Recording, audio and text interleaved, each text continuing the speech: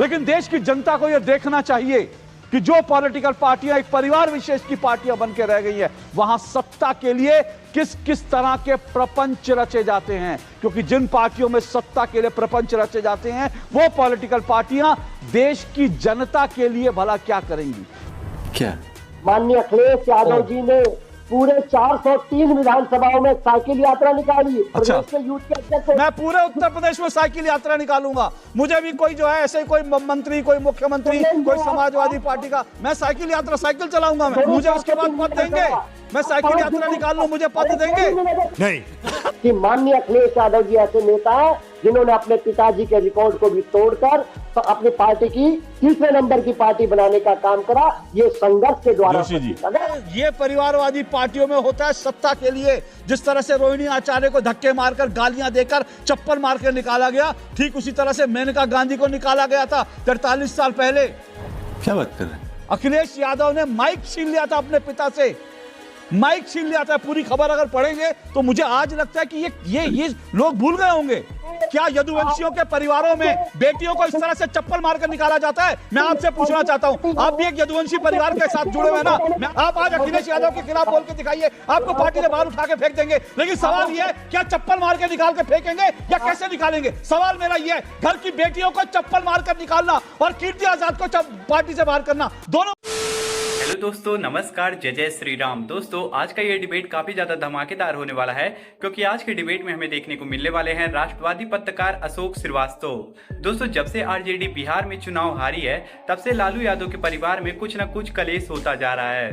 पहले लालू यादव के बड़े बेटे तेज प्रताप यादव इनके परिवार को छोड़ के चले गए, अब लालू यादव की बेटी भी अपने परिवार को छोड़ के चली गई है। तो आज का डिबेट इसी परिवारवाद को लेकर चलने वाला है, जिसमें अशोक श्रीवास्तव ने विपक्ष के सभी परिवारवादों के राजनीति का खुलासा इस डिबेट में किए हैं, जिसे आप लोगों को देखना और सुनना जरूर चाहिए। तो आज के इस डिबेट में आप लोग शुरू से लेकर अंत तक बने रहिएगा, वीडियो को पूरा देखिएगा, तभी आप सभी को यह पूरा डिबेट समझ में आने वाला है। और हाँ दोस्तों, अगर आप सभी को यह वीडियो थोड़ा सा भी अच्छा लगेगा तो वीडियो को लाइक और चैनल को हमारे सब्सक्राइब जरूर करिएगा। आइए आज की शानदार डिबेट को स्टार्ट करके देखते हैं। चलो भाई, देखो अब मैं क्या करता हूं। आज बिहार चुनाव के विश्लेषण को दो टूक में एक नया ट्विस्ट देंगे, लेकिन ये ट्विस्ट हम खुद नहीं दे रहे हैं, बल्कि बिहार चुनाव नतीजों का जो विश्लेषण हो रहा था, ठीक उसी समय लालू यादव के परिवार में सत्ता के लिए जो सिर फुटवल शुरू हुआ, जो जूतम पैजार शुरू हुआ, उसने इस पूरी कहानी को नया ट्विस्ट दे दिया है। और जानते हैं इस नए ट्विस्ट में क्या है?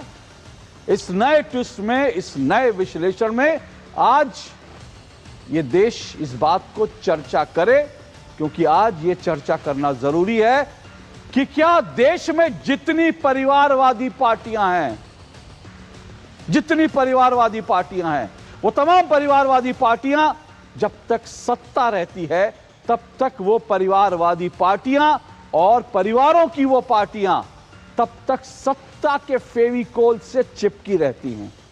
लेकिन जैसे ही सत्ता छिटकती है, इन परिवारों में सत्ता का संघर्ष शुरू हो जाता है। दो टूक में आज इस पर चर्चा जरूरी है, क्योंकि यह मामला अकेले रोहिणी आचार्य का नहीं है। लेकिन देश की जनता को यह देखना चाहिए कि जो पॉलिटिकल पार्टियां एक परिवार विशेष की पार्टियां बन के रह गई है, वहां सत्ता के लिए किस किस तरह के प्रपंच रचे जाते हैं। क्योंकि जिन पार्टियों में सत्ता के लिए प्रपंच रचे जाते हैं, वो पॉलिटिकल पार्टियां देश की जनता के लिए भला क्या करेंगी। ये सवाल देश की जनता को समझना, जानना जरूरी है। बात तो सही है। प्रोफेसर भुवन भास्कर जोशी और नित्य कुमार जी, मैं दोनों के पास आ रहा हूं। देखिए प्रोफेसर भुवन भास्कर जोशी, जो आरजेडी में हो रहा है, जो लालू यादव जी के परिवार में हो रहा है, इतना पीड़ादायी, इतना दुखद है जिसकी कोई कल्पना नहीं है। और ये चीज जो है हमने एलजेपी में भी देखा, वहां भी चाचा भतीजे अलग हुए। तो ये क्या एक ट्रेंड बन गया है कि सत्ता के लिए जो है परिवार में इस तरह से जो है लड़ाई होगी, और अगर परिवारवादी पार्टियां रहेंगी तो हमको इस तरह की सत्ता के लिए जो है संघर्ष भी देखने पड़ेंगे। प्रोफेसर भुवन भास्कर जोशी। देखिए, आज अशोक जी मैं आशा कर रहा था जब आप नेपो किड्स की बात करेंगे बिहार के परिप्रेक्ष्य में, तो दो नाम को आप अवश्य लें, आदरणीय चिराग पासवान जी का और संतोष मांझी जी का। मैं संतोष मांझी जी के बारे में आपके दर्शकों को और देश को बताना चाहता हूं जनता की अदालत ने उनको चुनाव हराया। वो मांझी जी के बेटे थे, उनको एमएलसी बनाया गया माननीय नीतीश कुमार जी के द्वारा और उनको मंत्री बनाया गया। जनता की अदालत ने उनको हराने का काम करा और मांझी जी ने तो अब रिकॉर्ड बना दिया, एक नई दिशा दे दी है जिसको भारतीय जनता पार्टी कर रही है। अब तो बेटा एमएलसी होगा, बहू एमएलए है और समदन भी एमएलए है। नया ट्रेंड है कि समदनों के लिए भी अब नया स्कोप खोल दिया। मैं बधाई देना चाहता हूं आपके चैनल के माध्यम से आदरणीय मांझी जी को। रामविलास पासवान जी की वजह से वो राजनीति में आए, ये पूरे देश को पता है। उनका जो सगा बहन का हस्बैंड है वो भी एमएलए है, वो उनके क्या रामविलास पासवान जी के, चिराग पासवान जी के, अरुण भारती उनका नाम है, क्योंकि मुझे पूरा पढ़ना पड़ा, पूरा पढ़ना पड़ा। और देश ने एक वो चित्र भी देखा है इस बार कि पत्नी को टिकट देते हुए आदरणीय उपेंद्र कुशवाहा जो भारतीय जनता पार्टी के छतरी के नीचे है, ये सारी पारिवारिक पार्टियां हम से लेकर और आपको दूसरी पार्टी मतलब चिराग पासवान जी की पार्टी हो गई, तीसरी मांझी जी की पार्टी हो गई, हम हो गई, ये सब वो पार्टियां जो परिवारवाद पे चलती हैं। अच्छा, हमको सिखा रिया है। नहीं जोशी जी, आपकी बात से मैं बहुत हद तक सहमत हूं और मैं तो कहता हूं, मैं बार बार कह रहा हूं कि जनता सबक सिखाए ऐसे नेपो किड्स को और इस तरह की जो राजनीति करती है परिवार, जनता उनको सबक सिखाए। जनता सबक सिखाती भी है। आपने जो कहा मैं उसके खिलाफ हूं, लेकिन आपने जो कहा कि आप उसके खिलाफ है, मेरा सवाल आज ये है। आपने कहा चिराग पासवान का, आपने मांझी जी के बेटे का, मैं कहता हूं बिल्कुल ये नहीं होना चाहिए कि बेटा और बात, लेकिन क्या आपकी बात से मैं सहमत हूं, लेकिन आप अपनी बात से सहमत है कि मेरा सवाल सीधा सा है, क्या राजनीति में इस तरह से नहीं होना चाहिए ना? आप सहमत है ना? अब जो एंगल आप कहना चाहते हैं मुझसे और जो हमारी विपक्षियों ने भी कहा, चाहे वो त्यागी जी ने कहा हो चाहे अन्य लोगों ने कहा, मैं उसको बहुत खुल के बोलना चाहता हूं। जो हमारे नेता माननीय अखिलेश यादव जी के पास, माननीय अखिलेश यादव जी ने पूरा संघर्ष करके, मैं आपको बताना चाहता हूं, यही आप लोग थे या हमारे विपक्षी थे जो धो के कहते थे 2017 का चुनाव हारे, 19 का चुनाव हारे उनकी लीडरशिप में, 22 का चुनाव हारे, ये कहते हुए थकते नहीं थे। लेकिन आज वो नहीं कह रहे कि माननीय अखिलेश यादव जी ऐसे नेता हैं जिन्होंने अपने पिताजी के रिकॉर्ड को भी तोड़कर और अपनी पार्टी की तीसरे नंबर की पार्टी बनाने का काम करा। ये संघर्ष के द्वारा। जोशी जी एक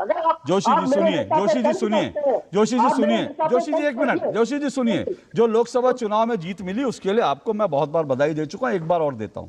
मैं ये कहता हूं अखिलेश यादव को कुर्सी किससे मिली थी और अखिलेश यादव क्या चुनाव लड़के मुख्यमंत्री बने थे?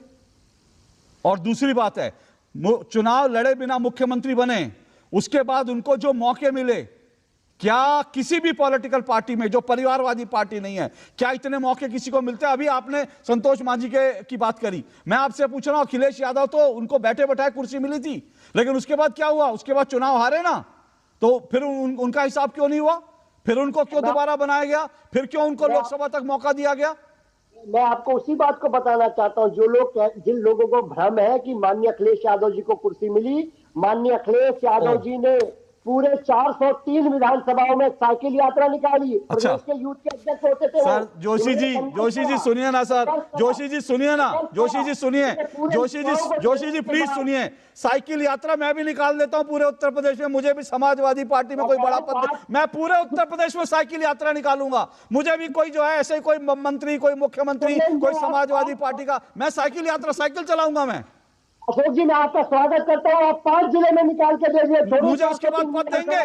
मैं साइकिल यात्रा निकाल लूं, मुझे पद देंगे, मुझे पद देंगे। और सुनिए जोशी जी, मैं अभी जोशी जी सुनिए, आपने कहा, एक मिनट जोशी जी सुनिए, अखिलेश यादव के साथ, एक मिनट जोशी जी, अखिलेश यादव के साथ साइकिल पर निकलने वाले ना समाजवादी पार्टी में ही एक नहीं 56,000 लोग होंगे, लेकिन वो 56,000 आज तक साइकिल पे घूम रहे हैं। ये बड़ी अच्छी बात कही आपसे कहना आज तक घूम रहे हैं। एक मिनट रुकिएगा, जब हम जैसा सामान्य कार्यकर्ता, एक साधारण किसान का बेटा, एक कर्मचारी का बेटा अगर प्रवक्ता बन सकता है, ये केवल सर प्रवक्ता, सर छोड़िए सर, प्रवक्ता तो जो है यहाँ पर जो बैठे हुए हैं नित्य रंजन जी को मैं जानता हूँ। सुनिए ना, एक मिनट सुनिए सर, एक मिनट जोशी जी, एक मिनट सुनिए जोशी जी, एक मिनट सुनिए, प्रवक्ता की बात कर रहे हैं ना अभी नित्य रंजन। जोशी जी सुनिए तो सही, नित्य रंजन जी मेरे साथ बैठे हैं, वो मेरे साथ जो है दिल्ली में प्रदर्शन में शामिल होते थे। उनका दूर दूर तक एलजेपी से नाता नहीं था, लेकिन वो एलजेपी में गए, उसके बाद वहां संघर्ष करके प्रवक्ता बन गए। शिवम त्यागी जो है मेरे शो में आते थे, प्रवक्ता नहीं थे वो, उन्होंने मेहनत करी, टेलीविजन चैनल पर अपनी प्रतिभा दिखाई, वो प्रवक्ता बन गए। तो प्रवक्ता किसी पार्टी का बनना कोई इतनी बड़ी बात नहीं होती। लेकिन मैं फिर से कह रहा हूं, मैं आज जो मेरा विषय था, मैं उस परिवारवाद की बात कर रहा हूं। अभी नित्य रंजन जी आपको मौका दूंगा, सूर्य मैथिल आपके पास भी आऊंगा। लेकिन मैं फिर से कह रहा हूं, आज का मेरा एक मूल विषय यह था कि सत्ता के लिए पार्टियों में जो संघर्ष होते हैं वो परिवार के संघर्ष होते हैं, परिवार के संघर्ष होते हैं। और मैंने अभी मेनका गांधी का बताया, ये खबर मेरे पास पूरी, मेनका गांधी को कैसे निकाला गया था नंगे पैर। ये देखिए मेनका गांधी को कैसे धक्के मार के निकाला गया था, इंदिरा गांधी ने कैसे धक्के मार के निकाला था नंगे पैर। और गुस्से से लाल इंदिरा ने मेनका से कहा तुरंत घर से निकल जाओ, सामान पैक नहीं करने दिया।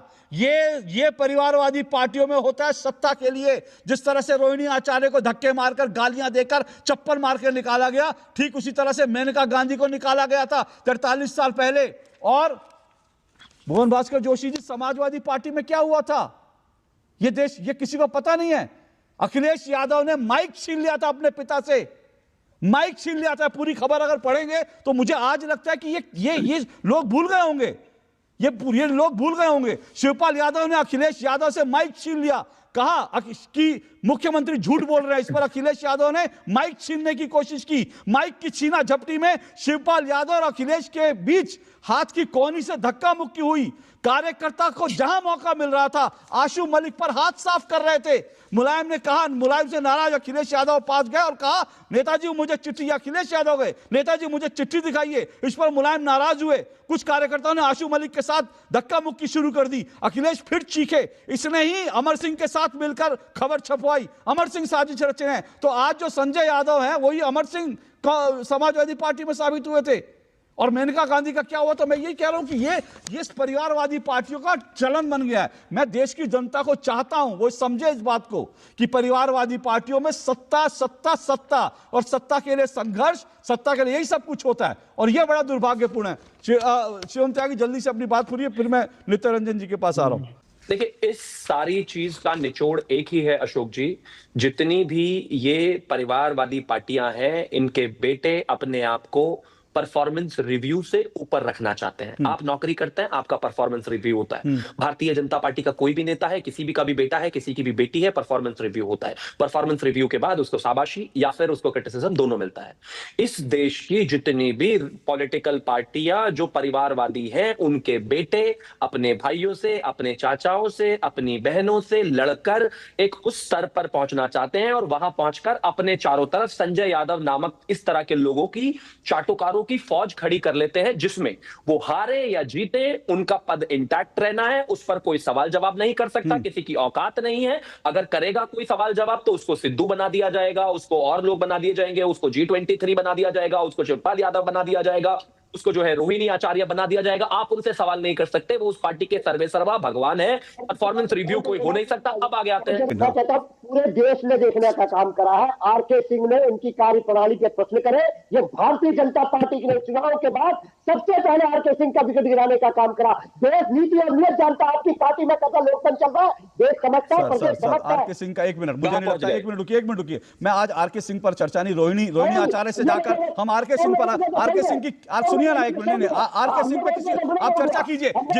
जिस दिन मैं तमाम पॉलिटिकल पार्टियों में बागी नेताओं का बात करूंगा, उस दिन आप आरके सिंह पे खूब चर्चा कीजिए। आज रोहिणी आचार्य पर एक शब्द बोल दीजिए, प्रोफेसर भुवन भास्कर जोशी। अच्छा, प्रोफेसर भुवन भास्कर जोशी, रोहिणी आचार्य के लिए एक शब्द बोल दीजिए। घर की बेटी को कैसे चप्पल मार के निकाला गया, एक शब्द बोल दीजिए, एक शब्द बोल दीजिए। क्या यदुवंशियों के परिवारों में बेटियों को इस तरह से चप्पल मारकर निकाला जाता है? मैं आपसे पूछना चाहता हूं, आप भी एक यदुवंशी परिवार के साथ जुड़े हुए ना, मैं आपसे पूछना चाहता हूं प्रोफेसर भुवन भास्कर जोशी, क्या यदुवंशियों के परिवार में, अरे उन्होंने आरके सिंह को निकाला, वो तो एक नेता था, नेता आज है कल नहीं है, लेकिन घर की बेटी को चप्पल मारकर निकाला यदुवंशियों के परिवार में, वो आप सह लेंगे? वो आप सह लेंगे?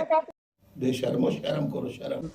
भारतीय जनता पार्टी की दिक्कत क्या है, जो लोगों ने इतिहास में भारतीय जनता पार्टी से प्रश्न करे, उनको बाहर करने का काम करा। कीर्ति आजाद, शत्रुघ्न सिन्हा, यशवंत कहाँ जा रहे हैं प्रोफेसर भुवन भास्कर जोशी?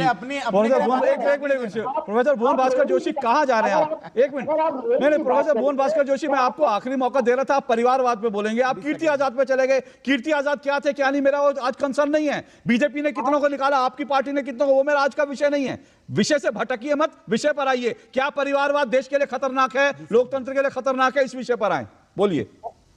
आज आपने जो प्रश्न चलाया है, आपके स्क्रीन पे भी है, रोहिणी के विषय पे चलाया है कि वो परिवार की बात बता रही है। इन लोगों ने भी भारतीय जनता पार्टी के खिलाफ बात करी, इनको बाहर का रास्ता दिखाया। अरे तो पार्टी, अरे यार, पार्टी से क्या चप्पल मार के निकाला कीर्ति आजाद को?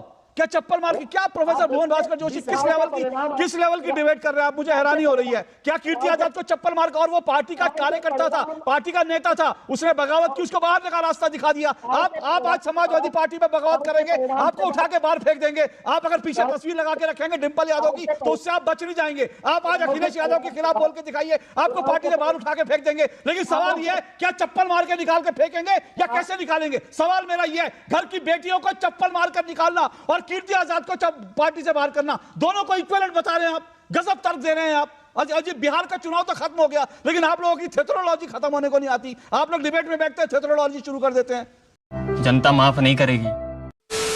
तो दोस्तों, आज का ये डिबेट यहीं पे खत्म हो चुका है। उम्मीद करता हूं आप सभी को ये डिबेट पसंद आया होगा। वीडियो के बारे में और विपक्ष के इन प्रवक्ताओं के बारे में आप सभी का क्या राय है? आप लोग अपनी राय वीडियो के कमेंट बॉक्स में हमें जरूर बताइएगा। और हाँ दोस्तों, अगर आप सभी को ये वीडियो थोड़ा सा भी अच्छा लगा है तो वीडियो को हमारे लाइक कर दीजिए और चैनल को हमारे सब्सक्राइब कर लीजिए, क्योंकि आप लोगों को चैनल सब्सक्राइब करने पे ऐसी धमाकेदार डिबेट देखने को मिलती रहेगी। तो चैनल को सब्सक्राइब करके बेल आइकन को ऑल पे जरूर प्रेस कर लीजिएगा। और हाँ दोस्तों, इस वीडियो को अपने घर वालों और अपने दोस्तों के पास शेयर कर दीजिएगा, ताकि उन तक ये वीडियोज पहुंचे और वो लोग भी इस वीडियो को देख सकें। आप सभी लोगों से हम जल्दी मुलाकात करेंगे एक और धमाकेदार डिबेट के साथ। तब तक के लिए आप लोग अपना और अपने प्यारे परिवार का ध्यान रखिएगा। जय हिंद, जय भारत, वंदे मातरम, जय जय श्री राम।